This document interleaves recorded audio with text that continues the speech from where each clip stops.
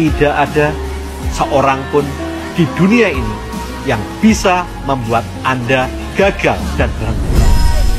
Satu-satunya orang yang bisa membuat Anda berhenti hanyalah diri Anda sendiri. Tetapi satu-satunya orang yang juga bisa membuat Anda bangkit adalah diri Anda sendiri.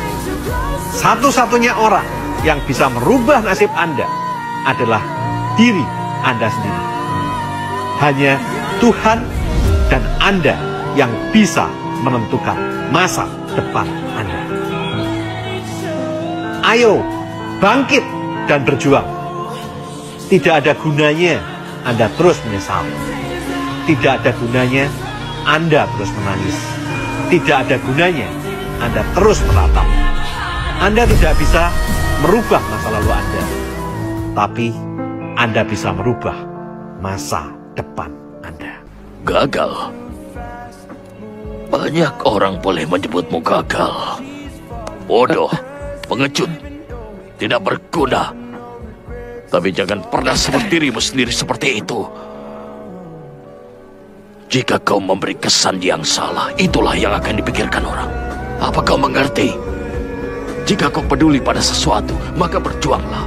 Walaupun menabrak dinding, dorong dindingnya.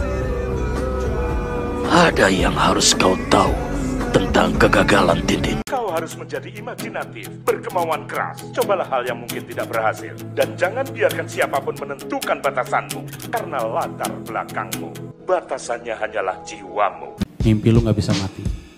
Dia cuman akan pingsan.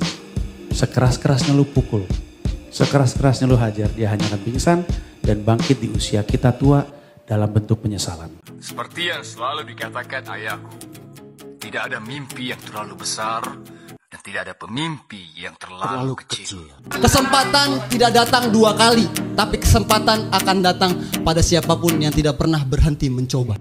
Gak bakalan berkembang kalau masih nurutin mood. Mau olahraga nungguin mood, mau belajar nungguin mood, mau baca buku nungguin mood, mau berkarya nungguin mood. Mood kamu itu kayak angin, berlalu lalang, gampang banget hilangnya. Kenapa masih kamu jadiin alasan buat ngerjain sesuatu? Mulai bangun yang namanya momentum. Stop overthinking, mulai dengan langkah kecil yang konsisten, berkembang 1% lebih baik tiap harinya, menang. Membangun momentum berarti melakukan langkah-langkah kecil yang konsisten dan berkembang. Yang awalnya berat, lama-lama jadi kayak ngalir aja. Ya, jadi umur 20 sampai 25, banyak coba-coba, nggak apa-apa. Banyak salah, nggak apa-apa. Nggak tahu mau jadi apa, nggak apa-apa. Belum punya apa-apa, nggak apa-apa. Kalau secara materinya. Tapi yang lo harus punya apa? Network, knowledge yang berkembang selama lu jatuh tadi atau salah, mindset, mental, skill. Umur 25, belum punya rumah, belum punya mobil, nggak apa-apa. Asal jangan nggak punya skill, nggak punya mental, nggak punya network, nggak punya value. Mati. Betapa malunya kita ketika kita sudah mati, terus kita merasa udah cukup berbuat baik, cukup ini. Begitu ketemu sama Tuhan, Tuhan kecewa memalingkan wajahnya. Loh, kenapa Tuhan?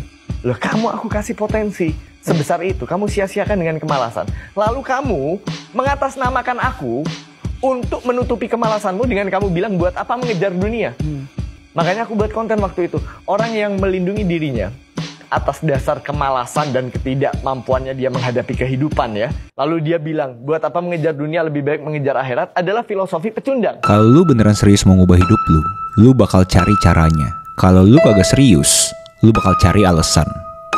Ingat, alasan bikin hari ini lebih enak, tapi buat besok jadi kagak enak.